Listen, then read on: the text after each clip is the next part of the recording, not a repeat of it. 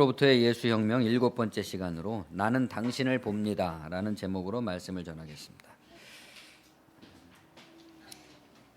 5절에 내가 주께 대하여 귀로 듣기만 하였사오나 이제는 눈으로 배옵나이다 하는 말씀을 중심으로 우리를 둘러싸고 있는 이 우주와 자연 그리고 사회와 인생의 진리가 뭐냐 하는 것을 이해하고 깨닫고자 하는 구도자에게 가장 고귀하게 요청되는 덕목은 끝없는 해답을 추구하는 열망입니다. 이것은 무엇인가? 왜 이러한 것인가? 또 어떻게 살아야 되는가? 무엇을 해야 되는가? 하는 이런 모든 의문에 대해서 온몸으로 나는 알고 싶다 하는 강렬한 열망을 품을 때 온몸으로 품어야 되는 거죠. 기도를 하더라도 온몸으로, 찬양을 하더라도 온몸으로 할 때 이러한 의문에 대한 대답으로서의 신적인 영감이 온다. 기도 응답이 아니라 영감입니다.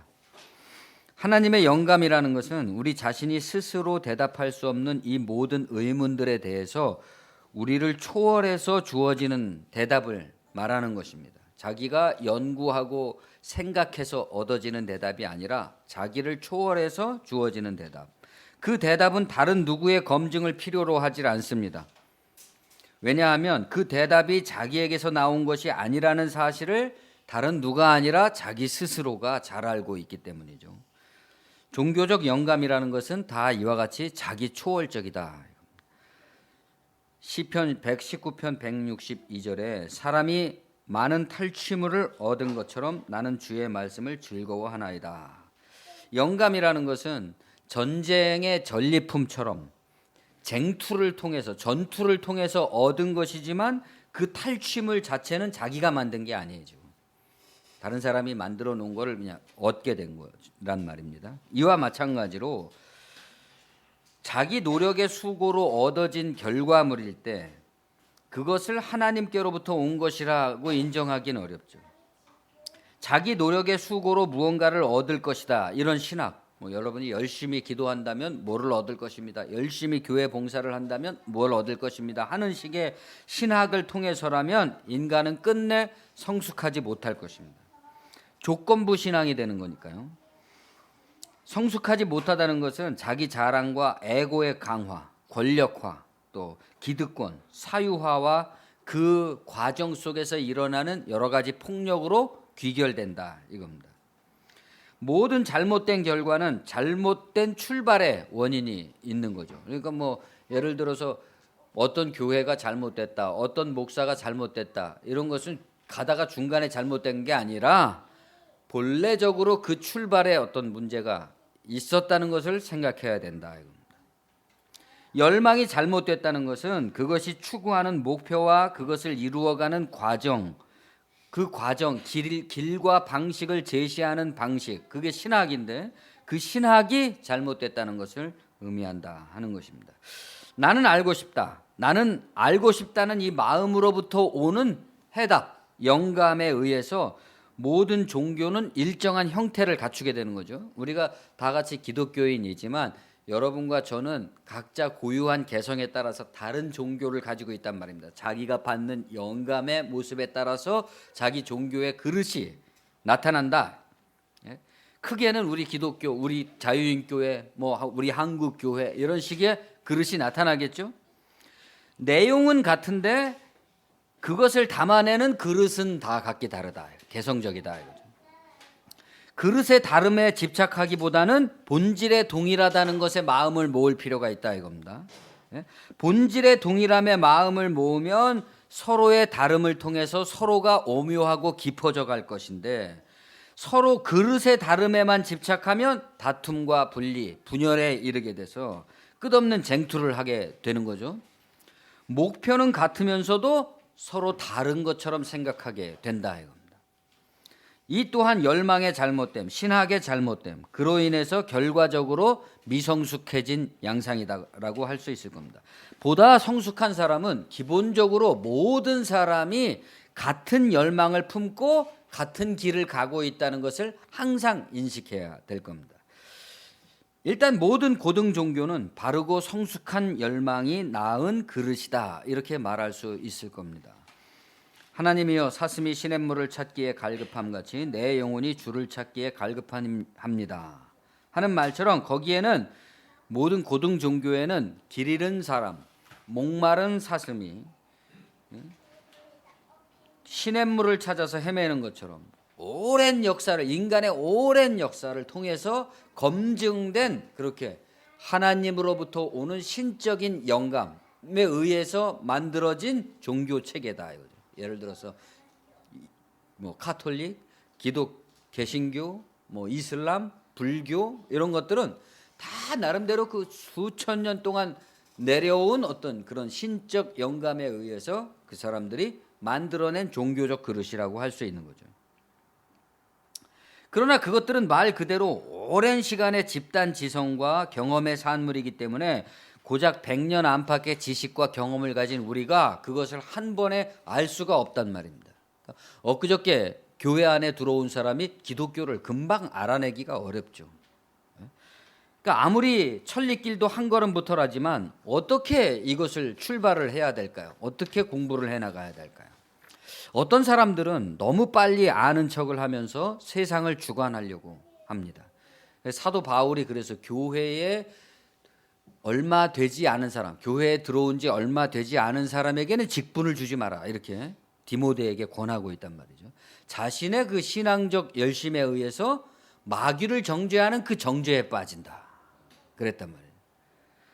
또 어떤 사람들은 이 진리의 길에 올라서 보지도 못하고 포기를 해버립니다. 왜냐하면 너무 빨리 세상 알고 너무 빨리 기독교를 알아버려서 세상을 그냥 자기 멋대로 주관해 하려고 하는 사람들의 경솔한 모습 때문에 실망을 해서 알아보려고 하지도 않는 거죠. 하지만 우리가 무엇을 배우려고 할 때 가장 최근에 뭘 좀 깨달은 사람한테서 최종적인 영향을 받을 필요는 전혀 없는 거죠. 알고자 하는 열망을 가진 사람은 그 분야의 최고의 권위자를 찾아내야 됩니다. 그것이 자기 영혼의 구원에 대한 것임을 중대하게 자각하는 사람이라면 아무나 그냥 길에서 첫 번째 얻어 걸리는 사람을 스승으로 삼을 수는 없는 것이죠. 공자님이 말씀하시기를 3인행이면 반드시 그중에 나의 스승 삼을 만한 사람이 있게 마련이다 이렇게 말씀을 하셨는데 우리는 무수히 많은 선생들을 거쳐왔습니다.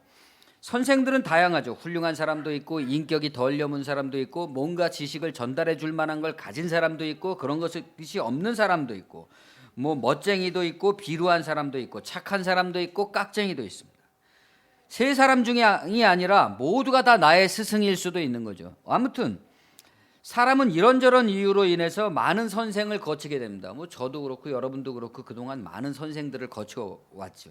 그 과정에서 배우는 사람의 입장에서 어느 정도 선생에 대한 나름대로의 주관을 갖게 됩니다. 이런 선생은 괜찮은 사람이고 이런 선생은 뭔가 좀 부족한 사람이다 하는 나름대로의 주관을 갖게 된다. 말하자면 이 선생에 대한 나름대로의 주관, 이것이 자기의 선생이 된 셈이죠. 이런 나름대로의 선생에 대한 주관이라는 것이 생기면 이제는 눈앞의 선생만이 선생이 아니라 이미 오랜 세월 동안 살아남아서 모든 선생들의 선생님이 되신 분들의 말씀을 이해하게 되죠. 이제 눈앞에 목사님만 가지고는 안 되는 거죠. 부족해서. 이제 이 기독교 2000년 동안 저런 목사인 선생을 만들어낸 그런 배경들에 대해서 이해하고자 하는 마음들이 생긴다. 그분들은 이미 고인들이 되어서 세상에 없기 때문에 스승이긴 스승인 것이지만 정작 가르치고 배우는 과정은 온전히 자기 안에서만 이루어지는 거죠. 가르치고 배우는 과정이 이제부터 내 안에서만 이루어지기 때문에 내 안에서 이루어지는 그것으로서 외부적인 다른 선생을 이제 필요로 하지 않거나 외부적인 선생이 있다고 할지라도 그다지 그것에 의해서 영향받지 않게 된다. 연연하지 않게 된다. 이 나름대로의 자기 생각을 가지는 것이 매우 중요합니다. 스승의 말씀을 경청하거나 그들이 남긴 다양한 저수를 통해서 우리는 진리의 개념을 정리하고 어떻게 그러면 그리스도의 길을 쫓아갈 것이냐, 진리의 길을 쫓아갈 것이냐 하는 그 방법, 나름대로의 자기 제도를 갖게 되는 거죠. 그러니까 처음에는 그냥 오리무중으로 그냥 남이 시키는 대로 했었지만 이제는 자기 나름대로 나는 지금 이렇게 가고 있고 이렇게 가고 있으면 올바른 길을 가는 것이다 라는 자기 주관을 갖게 된다. 이 나름대로의 규모와 질서가 생기는 거, 이게 아주 중요한 거 아니겠습니까? 한국 교회는 이런 측면에서 성도들의 주관, 독립이라든가 자립을 일깨워주는 그런 성장과 성숙의 원리와 반대되는 길을 걸어왔단 말입니다. 일종의 전체주의와 획일주의적으로 강력한 리더에 의해서 일방적이고 계급적이고 수직적인 그런 지배를 강화해 왔습니다. 그러니까 목사도 그냥 이게 착한 목사면 별로 인기가 없는 거고 아주 막 카리스마가 넘치면 그 사람이 더 좋은 사람이라고 생각하는 경향들이 있다. 그 결과 교회의 사유화, 세습이 나타났습니다. 조금만 생각이 있는 사람이라면 이런 점들이 너무 강력한 카리스마라든가 성도들을 막 좌지우지하면서 또는 교회를 사유화하고 세습한다든가 하는 이런 것들이 교회의 특수성이 아니라 권력과 기득권, 부자들의 특징이다, 이런 말입니다. 세상의 일반적 속성이라는 것을 파악할 수 있을 것입니다. 교회가 세상과 동일하게 운영되고 있고 그 결과는 교회의 세속화인데 교회의 세속화로 말미암아서 나타나게 된 것은 신앙의 이반이다. 참된 신앙에서 벗어나게 됐다. 한국 교회는 지난 20여 년 동안을 리더십이라는 주제에 몰두해 왔습니다. 여러분도 많이 들어보셨을 거예요. 리더십. 그러나 리더가 되라 이런 설교는 우선적으로 리더로부터 나온다는 점을 우리가 이해해야 됩니다. 리더가 되라고 설교하는 사람이 리더잖아요. 이러한 설교는 복음이기 이전에 어떤 정치적 술수인 거죠. 리더가 되기 위해서는 리더가 무슨 말을 하든지 어떤 행동을 하든지 리더에게 우선 복종해야 되기 때문입니다. 불교에서는 누구도 믿지 말라 이렇게 가르쳤습니다. 너 자신을 믿지 말라. 붓다 자신이 나 스승도 믿지 마라. 경전이나 전통도 믿지 마라. 유명한 선승인 임재 스님이라는 분은 살불살조라는 말을 했습니다. 부처를 만나면 부처를 죽이고 조사를 만나면 조사를 죽여라. 이게 무슨 말인가요? 나를 얽어매려고 하는 것은 무엇이든지 부셔버려라 이런 뜻입니다. 진리만이 나를 해방시키고 자유롭게 해주고 구원해 주는 것인데 그 진리를 가로막는 것이라면 그가 누구든지 부처이든지 부처이든지 부처의 말씀을 빙자한 어떤 권위든지 공자이든지 공자의 말씀을 빙자한 그것의 권력화든지 그리스도이든지 그리스도를 빙자한 그리스도의 말씀을 빙자한 어떤 사유화, 리더의 우상화, 리더의 욕망, 리더가 가진 욕망에 대한 종교화 이런 것들을 경계하라는 겁니다. 왜 그럴까요? 그것은 윤리적으로 좋고 나쁘기의 문제 이전에 우리들 자신의 구원 문제와 전혀 상관이 없단 말입니다. 전혀. 예를 들어서 교회에서 대단한 사업들을 벌인다고 할지라도 성도 개개인의 영혼의 구원과 그런 것들은 아무런 상관이 없습니다. 그 일이 아무리 성공했다 그래서 여러분하고 아무 상관도 없는 거죠. 전혀 엉뚱하고 무관한 것으로 우리의 종교 사업이 벌어지고 있다. 그러면 어떻게 해야 되겠습니까? 이에 대해서 소크라테스는 너 자신을 알라 그랬습니다. 너 자신을 알라. 시쳇말로 네 꼬라지를 알라 이런 비아냥거림이 아니라 언제나 너 자신의 경험을 주의 깊게 헤아려 보라. 너 자신을 알라. 다른 무엇을 알려고 하지 말고 너 자신이 가지고 있는 경험, 그것이 짧든 깊든 두껍든 얇든 모든 자기 경험이 중요하다는 거죠. 자기 경험을 깊게 들여다봐라. 아는 것이 힘이다 이런 말도 마찬가지가 아니겠습니까? 지식을 쌓으라는 말이 아니라 자기 자신의 경험을 통해서 알아진 것이야말로 가장 진실한 힘이 된다. 다른 사람에게서 주워 들은 어떤 지식이 아니라 나의 인생 경험을 통해서 얻어진 진리일 때 그것이 진짜 힘을 발휘한다는 거죠. 다른 누구의 권위나 말의 지식에 기댄 것이 아니라 자기 자신의 경험을 통해서 검증된 알매 이름으로써 어떤 외적인 권위나 제도에 지배당하지 않고 부품화되지 않고 우리 자신이 하나님과 더불어서 스스로의 구원자가 될 수 있다. 자기가 자기의 구원자가 된다는 것이 아니라 자기가 하나님과 더불어서 자기의 구원자가 된다. 이때 자기라는 것은 없어서는 안 되는 요소가 되는 거죠. 문제는 우리가 어떻게 자기 자신을 초월할 수 있느냐는 겁니다. 자기 자신의 경험을 통찰할 수 있는가? 우리 마음이라는 것은 갖가지 심리적 습관에 사로잡혀 있어서 자아가 고집스럽게 붙들고 있는 온갖 아상들, 나는 이런 사람이야, 나는 이걸 좋아해, 나는 어때, 나는 하는 식의 어떤 자아의 아상들을 자기와 동일시해 왔다. 그래서 내가 이렇게 존재하고 있는 겁니다. 나라는 사람이 어머니 뱃속에서부터 태어나서 의식이 없을 때부터 지금까지 의식을 쌓아오면서 나라는 아상을 형성해 낸 것이 납니다. 그것을 그 아상을 내가 동일시하고 있는 거죠. 그렇게 고집을 피우는 사람한테 특히나 자아가 너무 강해서, 에고가 너무 강해서 고집을 피우는 사람한테는 그 생각은 곧 자기인 겁니다. 되게 좀 성숙한 사람은 에고가 강할지라도 가끔씩은 자기를 돌아볼 줄 알잖아요. 내가 너무 이러면 안 되지, 뭐 이런 식으로 돌아볼 줄을 알게 되는데, 이 에고가 지나치게 강한 사람은 그것조차 없다. 이거. 완전히 자기는 자기예요. 자기가 생각하는 게. 이 고집이 내가 아닐 수도 있고 아니어도 상관이 없고 아닐 때 오히려 더 좋은 결과가 나온다라는 것을 생각하지 못하는 겁니다. 그 생각이 딱 들러붙어서 자기가 되었기 때문입니다. 이런 사람이 자기를 관조한다는 것은 매우 어려운 거죠.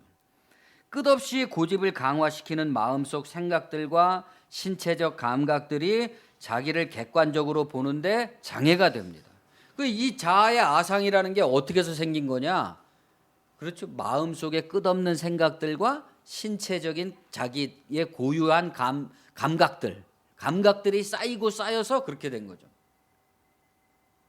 예를 들어서 건강한 신체에 건전한 정신이 깃든다 그랬잖아요. 뭐 육체적으로 피곤하고 짜증나고 괴로운 사람이라면 자기의 아상도 피곤하고 짜증나게 마련이겠죠.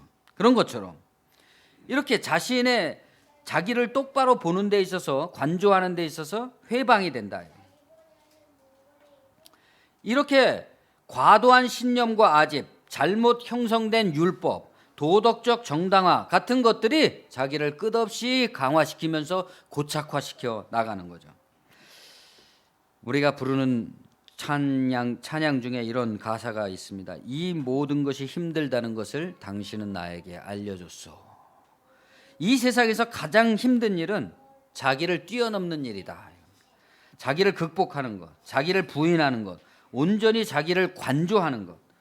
그리스도는 기독교 윤리를 가르치기 이전에 이 점을 먼저 우리에게 강조하셨습니다. 아무든지 나를 따라오려거든 자기를 부인하고 날마다 제 십자가를 지고 나를 따를 것이니라. 날마다 제 십자가를 지고 나를 따를 것이니라. 그렇지 않으면 내 제자가 되지 못한다 그러셨습니다. 이런 신앙을 익히기 전에 날마다 자기를 부인하고 자기 십자가를 지고 그리스도의 길을 따라가는 이런 훈련이 되기도 전에 교회에 들어온 사람을 뭐 선행이라든가 뭐 도덕적 뭐 삶이라든가 교회적 봉사, 선교 이런 걸로 사람들을 동원해서 당신의 신앙생활은 자기 부인을 온전히 이루는 거기에 있는 거라는 걸 가르쳐 주기도 전에 그 사람을 여러 가지 일로 끌고 다니게 되면 그 사람은 세월이 많이 흐를지언정 아무것도 배우는 게 없는 거죠. 아무것도 배우고 쌓이는 게 없고 오히려 뭐만 쌓이겠어요? 잘못 형성된 도덕적 관념들, 기독교적 윤리들 이런 것들에 대한 지식만 더 늘어나게 되겠죠. 그래서 자아의 아상이 기독교 신앙으로 말미암아서 더 쓸데없이 엉뚱한 곳으로 고착되어 버리고 마는 거죠. 그것은 마치 기지도 못하는 사람한테 날고 뛰라고 하는 꼴과 같은 것입니다. 여기서 온전한 하나의 방식, 일정한 비결을 우리가 터득했을 때 우리는 비로소 다음 단계로 넘어갈 수가 있습니다. 그리고 알아야 될 것은 이 모든 것이 그것만으로도 충분하고, 그러니까 자기를 부인하는 것을 배우는 것만으로도 기독교 신앙은 너무나 충분하고 충분히 힘들다. 이것만 갖고도. 과거든 미래든, 과거나 미래는 사실 없는 거죠. 오직 우리한테는 현재만 있는 겁니다. 과거나 미래라는 것은 다 우리 정신의 착각에 불과한 거죠. 과거든지 미래든지 내게서 일어나고 있는 모든 일들을 있는 그대로 달리 판단이 배제된 상태에서 판단할 수 있는 방식은 뭐냐? 판단이 배제된 상태에서 판단할 수 있는 방식. 판단이 없는 판단입니다.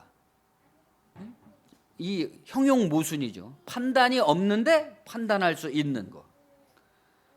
왜 그러냐 하면 판단 자체를 아예 안 한다면 그건 뇌가 없는 사람이죠. 인식은 하되 그것에 대해서 달리 쓸데없는 판단이 없는 거. 있는 그대로 판단하는 거. 너무나 투명해서 아무런 판단이 없을 때 그것은 정확한 판단. 하나님의 말씀.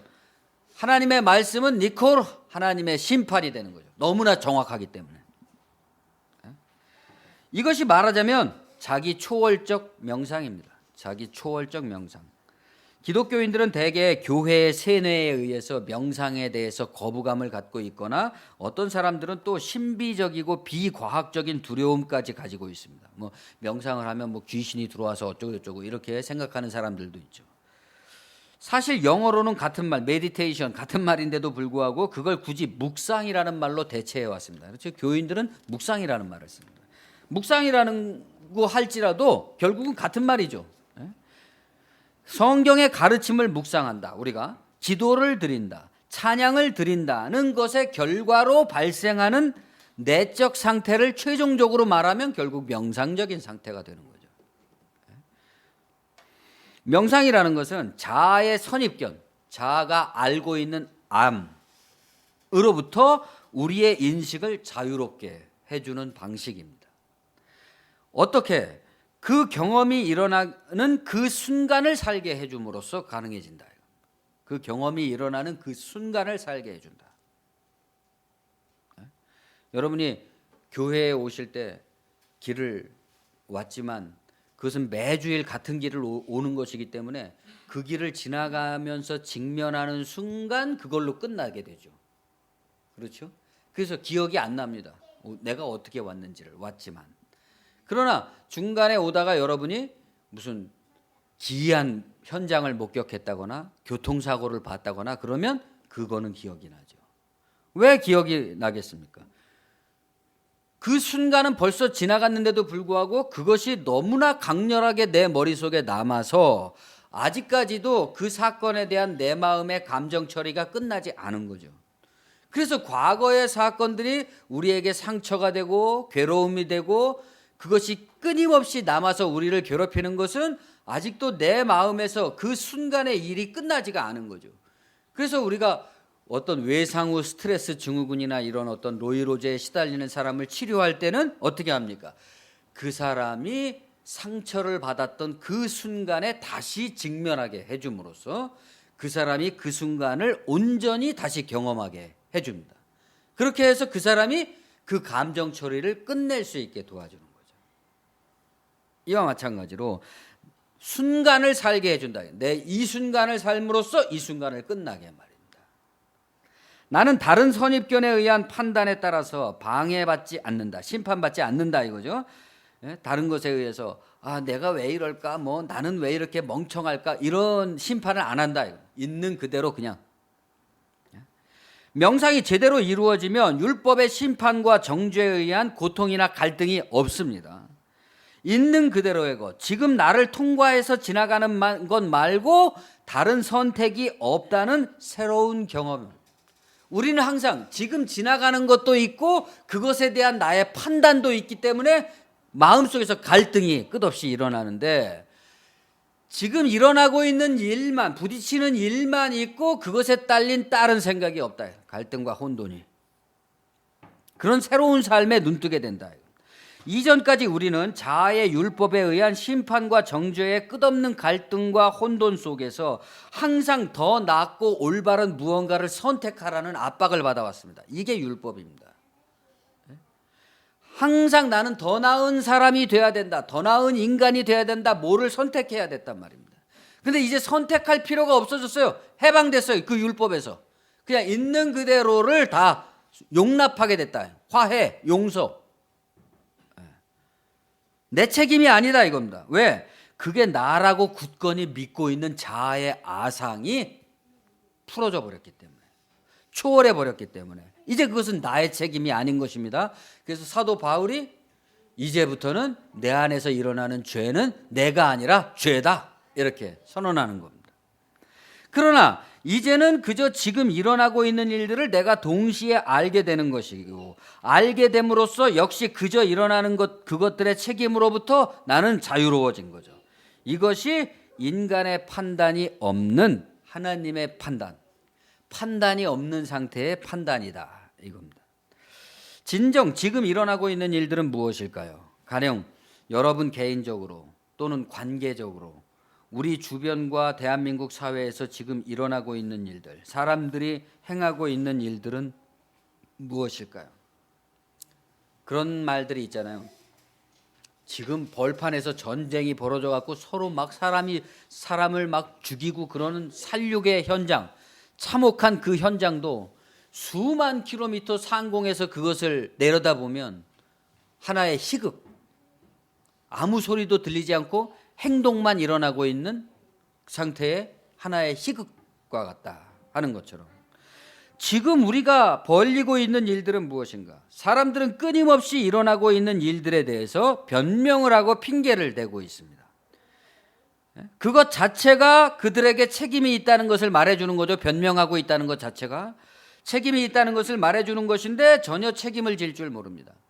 예를 들어서 뭐 자유당이 공화당이 되고, 공화당이 민정당이 되고, 민정당이 신한국당이 되고, 신한국이 뭐 한나라 새누리당이 되듯이 정치인들은 끝없이 간판을 바꾸면서 거짓말을 일삼고 있습니다. 정치인뿐만이 아니죠. 우리 뭐 주변에서도 수시로 자기의 면모를 바꾸면서 거짓말들을 하고 있습니다. 왜 우리는 정직하지 못한 걸까요? 그 책임을 자기가 져야 되기 때문에 그렇겠죠. 그 정직에 기초하는 윤리를 세우지 못했습니다. 그래서 학교와 교회는 우리의 아이들에게 이런 정직에 기초하고 있는 사회를 건설하고 그 사회를 만들어야 된다는 윤리적 비전을 제시해 주지 못했습니다. 구체적 방식을 제시해 주지 못했다. 교회도 예외가 없는 거죠. 교인들이 들어오면 그렇게 살 수 있는 가능함을 가르쳐야 되는데, 방법은 가르쳐주지 않으면서 당신들은 의로워야 된다, 당신들은 착해져야 된다 이렇게 말하니까 율법만 늘어난 거예요. 나는 더 착해져야 된다, 나는 더 의로워져야 된다. 근데 방법이 없어요. 그렇게 윤리적으로 변화될 이런 상태에 놓여 있다. 그렇기 때문에 각성된 사람은 각자에게 지금 일어나고 있는 일들을 통해서 무언가 세상을 더 혼란스럽게 만드는 자기 변명의 하나를 더 보태려고 해서는 안 된다. 나라도 지금 우리가 최선적으로 해야 될 일은 지금 일어나고 있는 일들이 무슨 일이냐는 것을 정직히 아는 것입니다. 나에게서 뭘 알아서 뭘 하자는 게 아니야. 알면 그것으로 다 끝난다. 그것으로 다 이루어진다. 자연으로 돌아가라. 판단 없는 판단이 모든 판단을 내려준다. 여기서 중요한 것은 지금입니다. 가령 우리가 부부싸움을 하더라도 또 자녀들을 야단치더라도 한 번, 그런 말 있잖아요. 한 번도 상처받지 않은 사람처럼 행동하라 하는 것처럼, 오늘 처음 만난 사람처럼 서로를 신비롭고 신선하게 사랑할 수 있겠는가? 그냥 과거의 온갖 역사를 다 끌어와서 그 사람에 대한 자신의 아상이 만들어낸 그 모든 짜증들을 어떤 조그만 사건으로 말미암아서 한꺼번에 그냥 폭탄으로 터뜨려 버리는 거죠. 그러니까 살인 사건도 별 일 같지도 않은 일에 살인 사건이 일어나고 이렇게 되는 거 아니겠습니까? 그렇게 온갖 과거에 자기의 아상이 만들어내고 있는 집적된 경험에 의해서 또 아직까지도 끝나지 않은 감정 처리, 그것을 다 끌어모아서 상대방을 규정짓지 말고 또 규정지어 가지 말고 지금 벌어진 일만을 가지고 얘기하라는 것입니다. 그래야 좌도 우도 보수도 진보도 남과 북도 화해할 수 있습니다. 이것이 유일한 중립의 초래청이죠. 화해할 수 있는 유일한 가능성입니다. 이렇게 해야지만, 이렇게 하지 않고 끝없이 과거를 따지면서 네가 옛날에는 이렇게 잘못했고 저렇게 잘못했고 이렇게 하다 보면 화해할 날이 올 수 없다 이거죠. 무조건 과거를 잊자는 말이 아닙니다. 과거의 역사 또한 있는 그대로의 사실, 왜곡하지 않는 있는 그대로의 사실을 바탕으로 해야 된다는 거죠. 그럴 때 과거도 미래도 다 현재가 되는 거죠. 우리의 신앙이. 그렇지 않은 사람들은 끝없이 신앙이 미래적이거나 과거적이에요. 내가 옛날에는 이랬는데, 이런, 내가 옛날에 신앙 엄청 좋았는데, 이런 사람이 있고, 또 내가 뭐만 되면 언젠가는 내가 뭐 신앙생활을 잘해서 멋진 사람이 될 거야, 이런 식으로 된단 말입니다. 오늘로 이 한순간으로 와야 된다. 성경도 불경도 다른 경전들도 현세와 내세, 이승과 저승, 과거와 미래를 이야기하는 것은 그 자체의 교의가 중요하기 때문이 아닙니다. 미래에 당신들이 어떻게 될 것이다, 천국에 가면 어떤 모습이 될 것이다, 뭐 진주문이 있고 뭐가 있고 이런 게를 아는 게 중요한 게 아니죠. 그걸 알므로써 지금의 삶을 강조하기 위해서 필요한 것이죠. 그것들은 하나같이 오늘을 일깨우기 위한 방편입니다. 과거는 지나갔고 미래는 오직 아직 않았습니다. 지금만 그런 게 아니죠. 내일이 되면 또 과거는 지나갔고 미래는 아직 오지 않은 겁니다. 언제까지나 우리에게는 지금만이 존재하고 있는 거죠. 흐르는 강물처럼이라는 영화의 원래 제목은 The River Runs Through It 그랬습니다. 강물은 그것을 통과해서 흘러간다. 여기서 말하는 그것이 무엇입니까? 시간을 말하는 거죠. 인생은 시간을 통과해서 지나가고 있는 것이고 우리는 어떻습니까? 언제나 지금 현 순간을 살고 있습니다. 지나가면서. 요가나 운동을 배울 때 가장 기본이 되는 것은 호흡입니다. 숨이죠. 그런데 우리가 숨에 집중을 하다 보면 우리 자신이 얼마나 우리 스스로의 호흡과 일치되지 않은 삶을 살고 있는지를 절망스럽게 깨닫게 되죠. 여기에서부터 이게 안 되니까 운동을 깊이 들어가지 못하게 되죠. 이것은 우리의 일생 경험이 태어나서부터 지금까지의 삶이 현재에 있는 그대로와 일체화되어서 존재하도록 훈련받은 적이 없다는 것을 의미하는 거죠. 한 번도.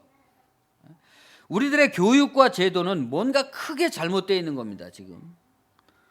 가령 근대 이후 우리들은 서구 유럽의 외형을 흉내내 왔죠. 서구 유럽의 기독교 문명이 만들어낸 사회를 흉내내 왔습니다. 그것이 발전이라고 생각해서. 그런데 그 기본 바탕은 배우지 못하고 껍데기만 배워왔다 이겁니다. 그렇기 때문에 여전히 사회 윤리적으로는 아시아적인 후진성에 머물러 있습니다.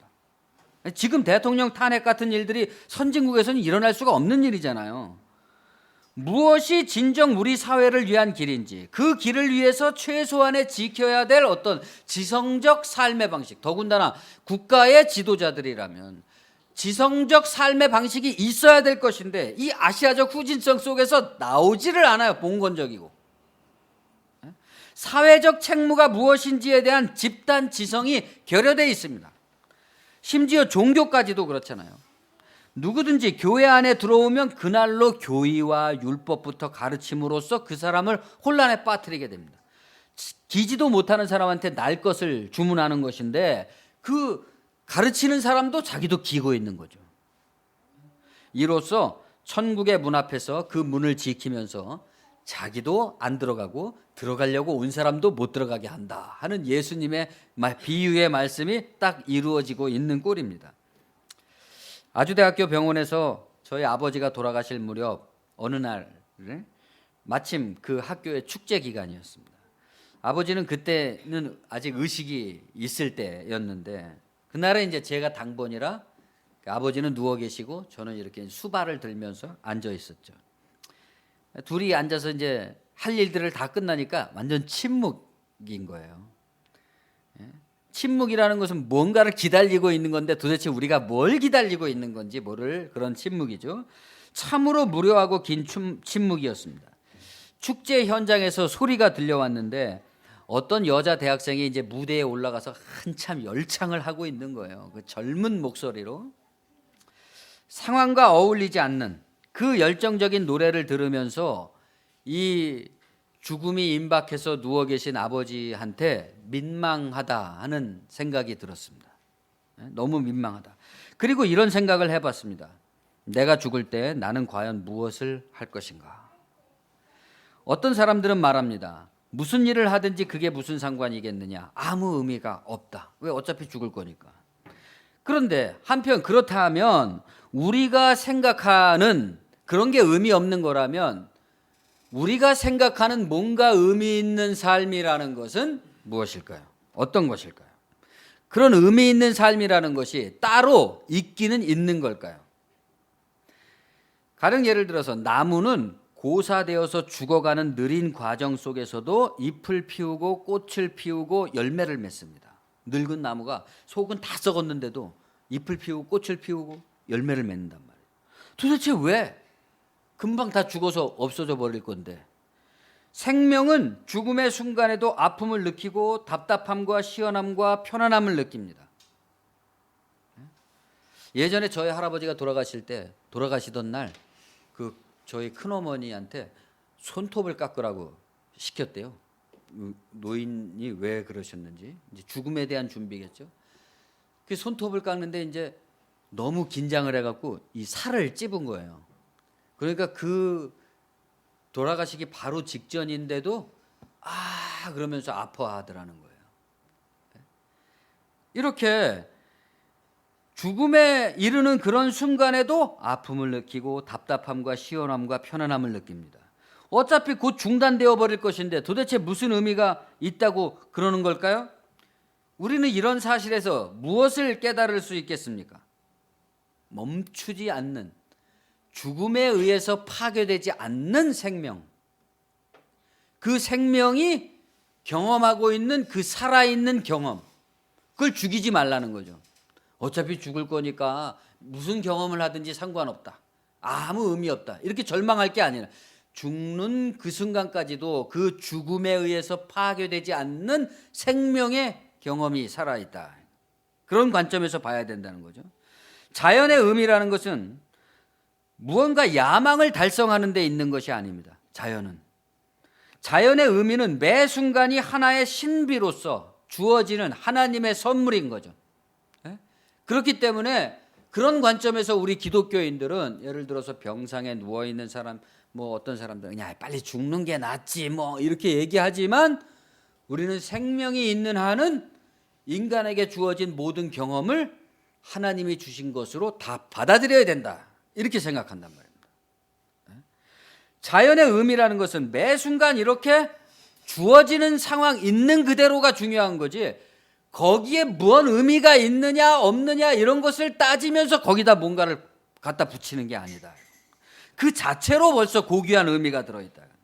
그런데 언제까지 뭔가 더 의미 있는 일이 있을 거라는 식으로 우리들 자신을 괴롭힐 것입니까? 도대체 나 자신의 있는 그대로의 이 경험 자체가 날마다 너무나 소중하고 신비롭고 대단한 깨우침이고 그 속에 하나님이 함께 하시는 것인데도 불구하고 나는 이거 갖고는 안 돼, 이거는 나쁜 삶이야, 이건 죽은 삶이야, 삶이라고 할 수도 없어, 더 나은 삶이 있을 거라는 식으로 자기를 괴롭힐 것이냐, 또 남을 괴롭힐 것이냐, 자녀를 괴롭힐 것이냐, 사회를 괴롭힐 것이냐. 아무 의미가 없다고 죽음의 병상 앞에서도 뭔가 의미는 다른 곳에 있을 거라는 식으로 주저하면서 침묵하면서 말 못하고 지내버린 거죠. 그 귀중한 순간을, 아버지와 보내는 그 마지막 순간을 즐기지를 못한 거예요. 더 좋은 날, 더 훌륭한 미래, 선진국, 그런 앞날을 위해서 우리 자신을 구속하고 자유롭게 놓아주지 않고 있는 거죠. 왜 우리는 하나님이 우리에게 주시는 것을 감사함으로 받을 줄 모르는 걸까요? 사람들은 말합니다. 만일 모두가 다 그렇게 산다면 나도 그렇게 살 수 있을 것이다. 맞는 말이죠. 그렇기 때문에 우리는 모두가 그렇게 살 수 있는 세상, 이게 뭡니까? 제도입니다. 제도를 바꾸어야 되는 거죠. 그렇게 살 수 있는 기독교적 제도를 만들 때 아직 그렇게 되지 않은 사람도 그 제도 속에 살게 됨으로써 제도에 동화되는 거죠. 이게 서구 유럽 사람들이 만들어낸 사회인 것입니다. 서구 유럽 사람들이 우리보다 대단히 특별히 특출나고 똑똑했겠어요? 그래서 그냥 모든 사람들이 아멘, 이런 사회가 아름다운 사회야, 이렇게 알았겠습니까? 아닙니다. 그 사람들도 다 무식한 사람들이 훨씬 많고 그 중에 소수에 깨어있는 사람들이 그런 제도를 만들어냄으로써 나머지 대다수의 민중들은 그 속에서 삶으로써 자기가 스스로 올라가 버린 거죠. 삶의 질이. 모두가 그렇게 사는 세상 제도를 만들기 위해서라면 내가 먼저 그렇게 살아야 되는 것입니다. 가장 중요한 것은 고정된 자아라는 것은 망상에 불과하다는 것을 깨우치는 거죠. 우리 자신의 마음을 들여다보면 우리는 하나의 고정된 정체감이 아니라 매 순간 무수하게 변화되고 있는 바람 같은 영적인 존재라는 것을 알게 됩니다. 우리는 어느 순간 세상에 더할 수 없이 선량한 사람이었다가 다음 순간 더할 수 없이 교활한 악인이 될 수 있죠.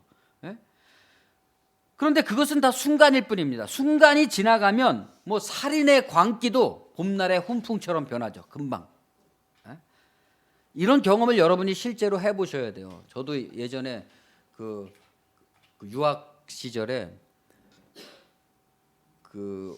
어디 휴양소에 놀러 갔던 적이 있었는데 그때 아내하고 뭔 일로 싸웠단 말입니다. 싸워가지고 그냥 마음속에서 분노가 막 일어나고 있는데 내가 이러면 안 되지 그러고 정신을 딱 차리면서 자기를 딱 살펴보기 시작했는데 순간적으로 그것이 풀어지는 그런 경험을 해봤단 말입니다. 그게 첫 번째로 제가 그런 거를 이긴 경험인 거예요. 이 굉장히 중요한 경험이죠. 그 첫 번의 경험은 나머지 모든 것들을 다 가능하게 해주기 때문입니다. 이 사단은 여기에 깃드는 거 아니겠습니까? 사단은 어찌하든지 진리가 밝혀지지 못하도록, 그래서 그런 영감에 도달하지 못하도록 사람을 만들려고 끝없이 노력한단 말입니다. 이 거대한 속임과 폭력에 의해서 어리석은 사람들은 계속해서 속아 넘어가고, 감정에 의해서 속아 넘어가고, 악한 사람들은 깡패가 됩니다. 가령 기독교 원리주의자들은 신앙의 이름으로 동성애자들을 정죄하면서도 자기들은 사랑이라고 부른단 말이죠. 그걸 정죄하면서도 바로 자기 자신 속에 들어있는 그 정죄의 폭력성이라는 것은 보지 못합니다. 남을 내가 이런 식으로 정죄하고 있다는 폭력성은 보지 못한다. 진리에 입각하지 않아서 만연된 악과 그 폭력이 구조를 이루고 있는 사회 권력, 그거에는 둔감하면서 동시에 약한 자들에 대한 희생양 만들기의 폭력에는 또 외면하고 둔감해지는 겁니다. 우리는 항상 궁금해합니다. 교회나 교인들이 세속성의 강약의 원리, 정글의 법칙을 따르고 있음을 보지 못하는 이유가 도대체 뭐냐? 왜 기독교인들이 이런 거를 못 깨달을까 하는 의문점을 갖지 않습니까? 예수님께서는 니고데모한테 이런 점을 강조해 주셨어요. 바람이 임의로 불매 내가 그 소리는 들어도 어디로 와도 어디로 가는지 알지 못하나니 성령으로 난 사람은 다 이와 같다. 여기로부터 출발해서 이 점, 세상 누구나 다 같이 평등한 여기로 돌아가야 된다 이거죠. 또한 공평하게 거기에서 벗어날 의무를 가지는 거죠. 거기에서 벗어나지 않는다면 우리는 반드시 다른 누군가한테 해악을 끼치는 사람이 되고 맙니다. 사단이 바로 여기에 깃드는 거죠. 예수님은 니고데모한테 이 점을 환기시켜 준 겁니다. 하나님과 하나님 나라를 논하기 전에, 그리스도와 그리스도의 가르침을 논하기 전에 개인의 자신에 대한 십자가 지기, 선악간의 율법의 얽매임에 대한 정직한 관조는 성과 속을 나누지 않는다는 겁니다. 교회와 세상을 나누지 않는다. 교인과 비교인을 나누지 않는다. 하나님은 유대인의 하나님뿐 아니라 이방인의 하나님이기도 하다. 믿는 자의 하나님뿐 아니라 불신자의 하나님이기도 하고, 이제 깨달은 우리들에게는 그런 건 중요하지도 않다. 믿는 자의 하나님이냐 안 믿는 자의 하나님, 그런 건 중요하지도 않다. 우리 모두의 하나님이다.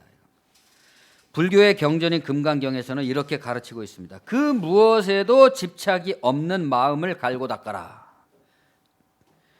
집착이라는 것은 분별심이고 분리심이고 분열심이고 갈등이고 정죄고 고통입니다. 그것은 몸에서 나오는 것이 아니라 생각에서 나오는 겁니다. 몸에서 나오는 게 아니에요. 몸은 그냥 자유로워요. 제가 읽은 멋진 말 중에 그런 말이 있어요. 4대 육신에는 질고가 없다. 에? 이 육신은 하나의 그냥 기계에 불과하다는 거예요. 병이 없다는 겁니다.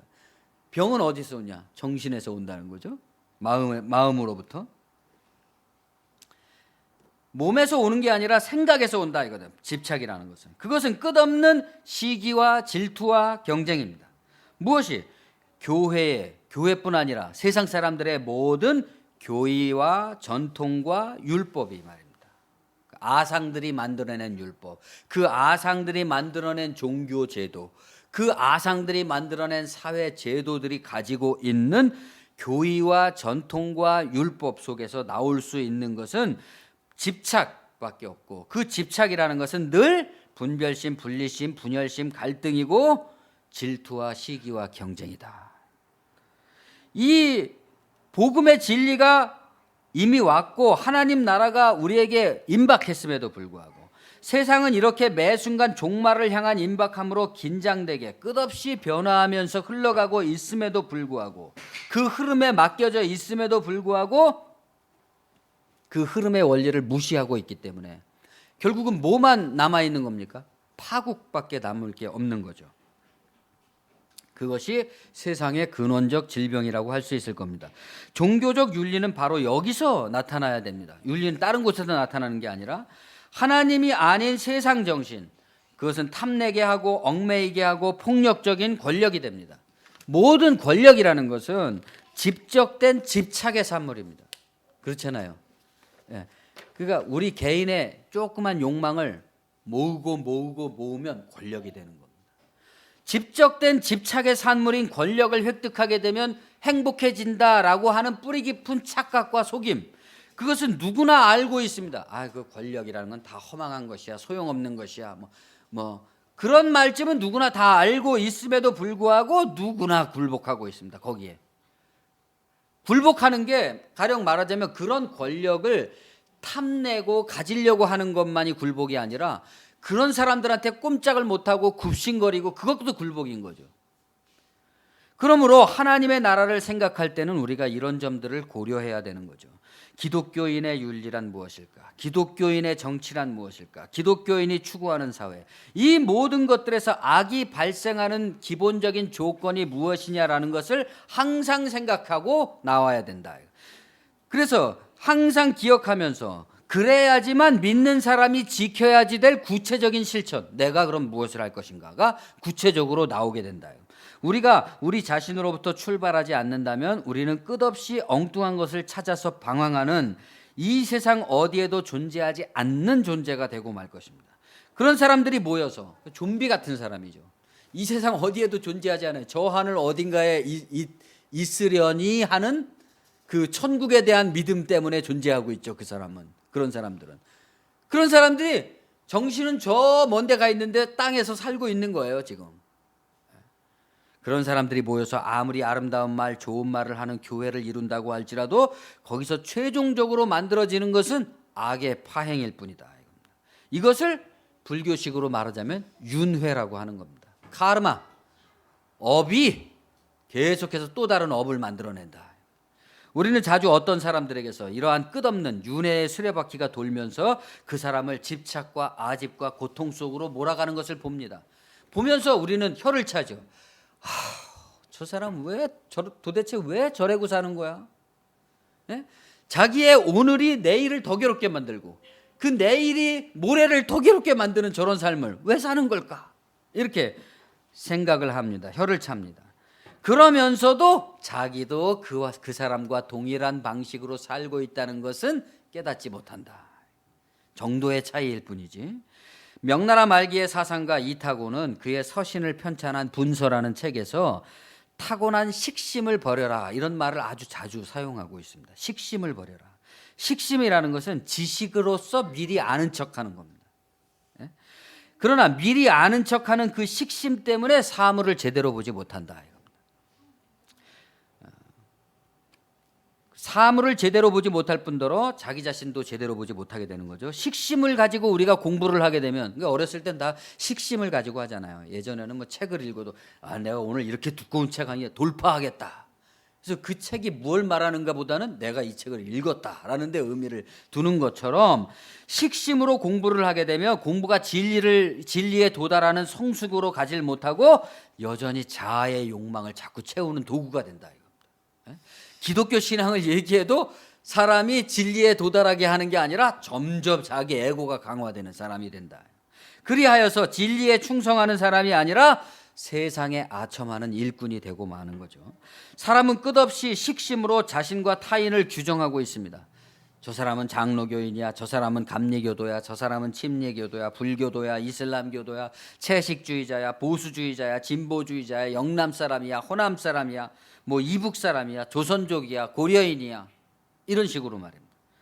뭐 동성연애자야, 외국인 노동자야, 뭐 좌파다, 우파다, 이런 식으로 말이죠.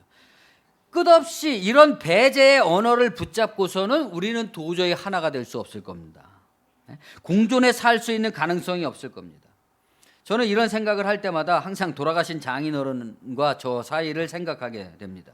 그분은 자주 그 자신의 사위가 어려서부터 가난하게 자라난 나머지 세상을 너무 삐뚤어지게 보는 게 아닌가 이렇게 걱정을 하셨다고 그럽니다. 하셨어요. 그런데 그렇지만 거기에는 진보니 보수니 하는 이데올로기는 없는 겁니다. 그 저에 대한 제가 너무 세상을 삐뚤어지게 보는 게 아닌가 하는 걱정은 할 망정 거기다 무슨 진보니 보수니 하는 이데올로기가 개입되는 건 아니다. 이데올로기가 없기 때문에 여러 면에서 일치하는 것이 있었지만 보다 큰 틀, 인간적인 틀에서는 서로를 신뢰하고 존경하고 아껴주는 그런 따뜻하고 친밀한 관계를 유지할 수 있었다. 그러니까 인간적 관계라는 것은 언제나 자기 초월적인 거죠. 자기가 가지고 있는 사상이나 신념이나 이런 것이 중요한 게 아니에요. 그 사람과의 관계가 중요한 거지. 그러면 우리는 언제나 이렇게 자기 초월적이지 못한 관계를 비인간적 관계라고 불러야 될 것입니다.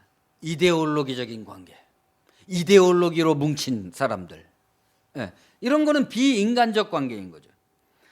인간적 관계 안에서 그 관계 이외의 모든 것은 다 부수적인 겁니다. 뭐 좌파든지 우파든지 이런 건 다 부수적이에요. 사람이 서로가 사람을 아끼는 것뿐이지.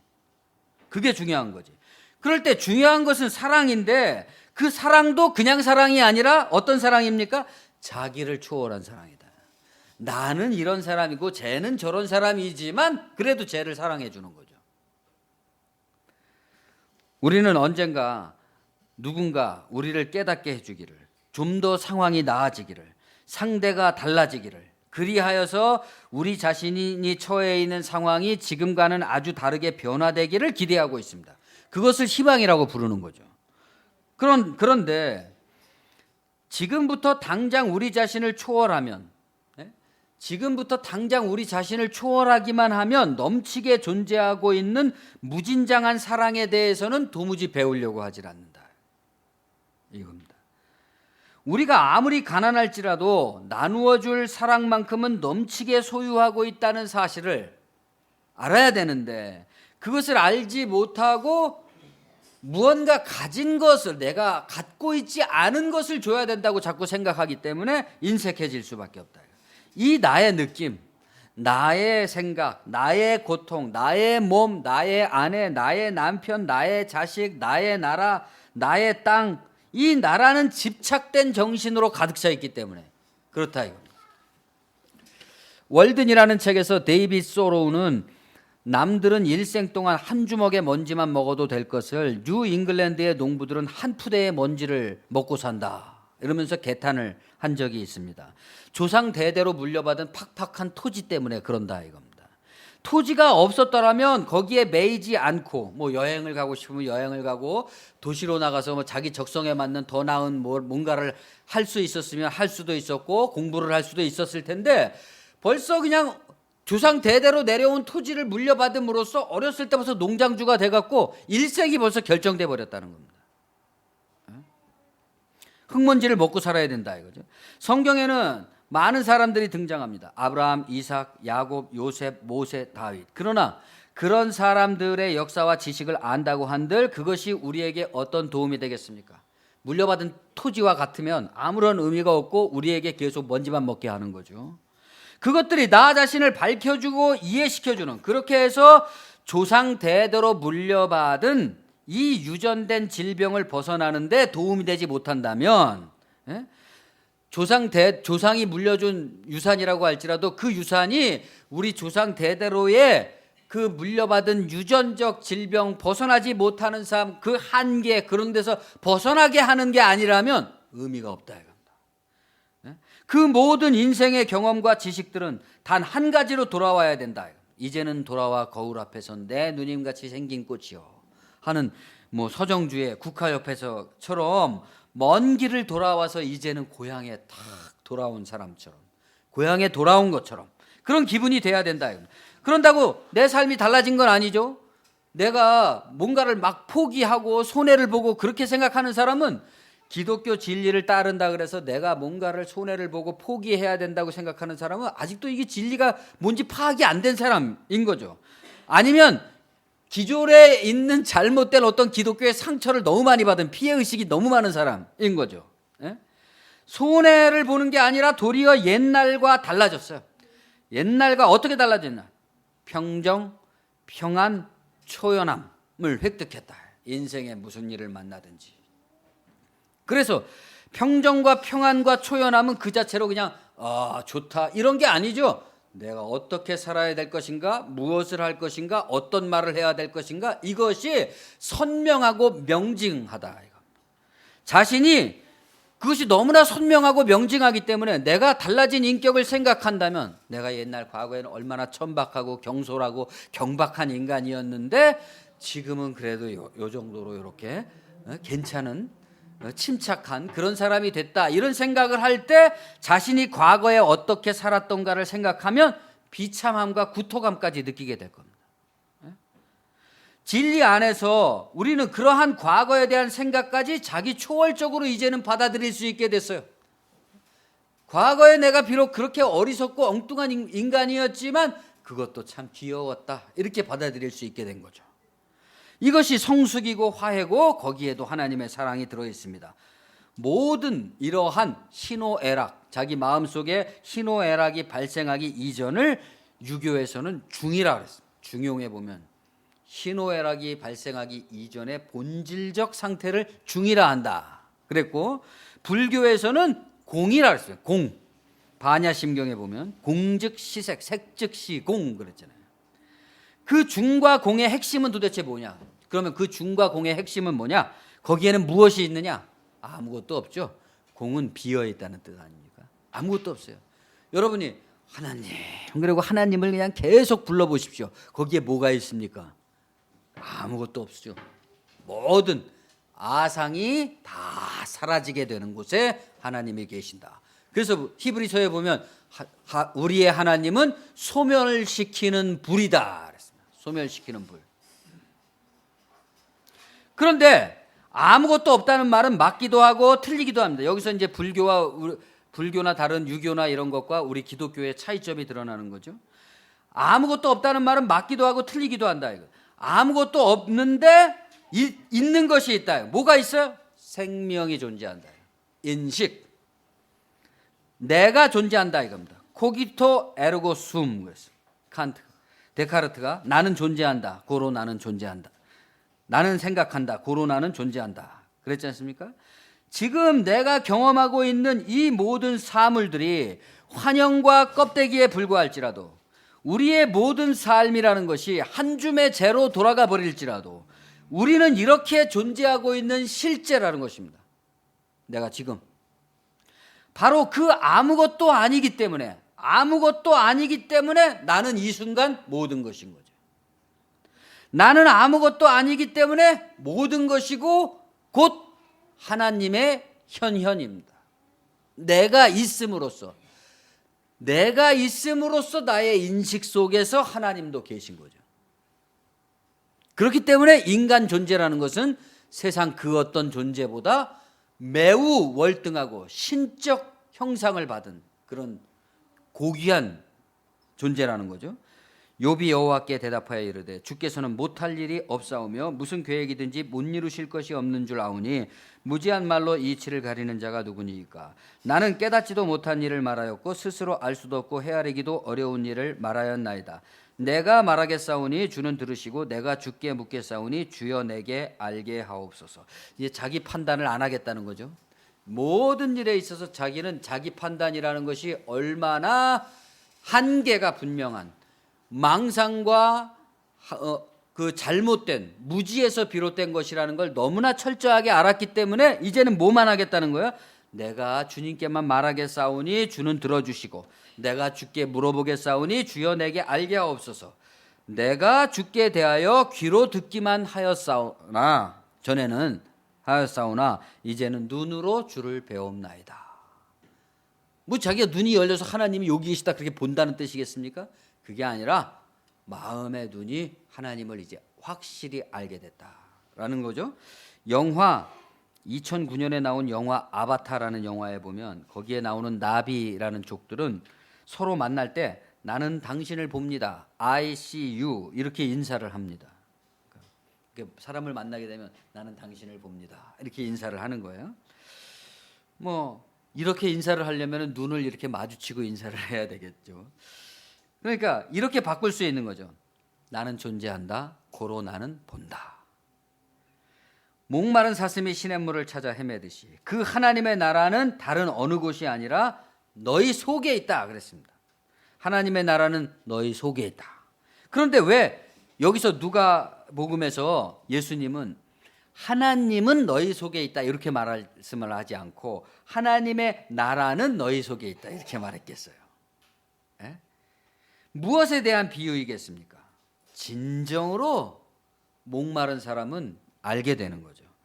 이전에는 제가 주께 대하여 귀로 듣기만 했지만 여러분이 옛날에는 누군가에 의해서 귀로 듣는 식의 신앙을 갖고 있었지만 이제는 자기 자신의 내적 경험을 통해서 내가 나의 인생을 통해서 나에게 오신 주님을 봅니다.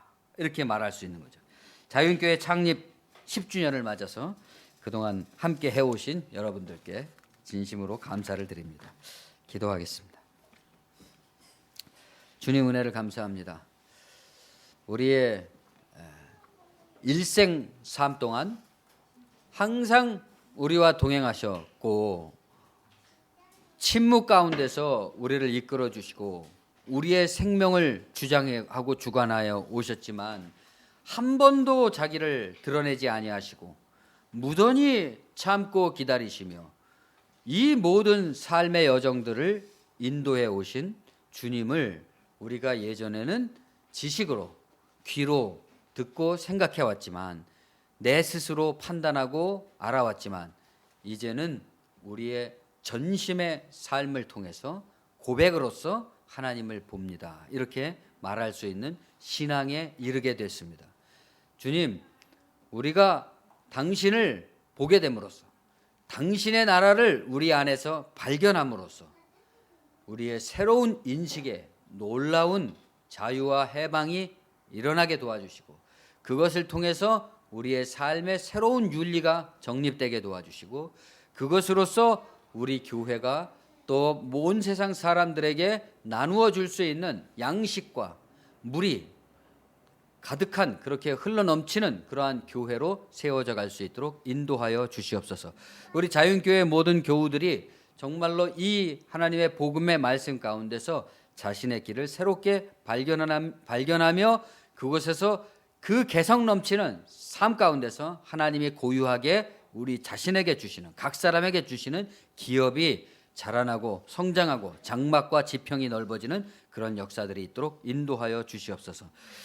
또한 우리 자유인교회가 10년을 맞아서 이 한국교회의 이러한 풍토 속에서 그 미력 하나의 역할을 감당할 수 있게 도와주시고 좋은 모범이 되는 교회로서 일정한 영향력을 끼칠 수 있는 그러한 의미 있는 교회로 자리매김할 수 있도록 인도하여 주시옵소서. 예수님의 이름으로 감사하며 기도합니다. 아멘.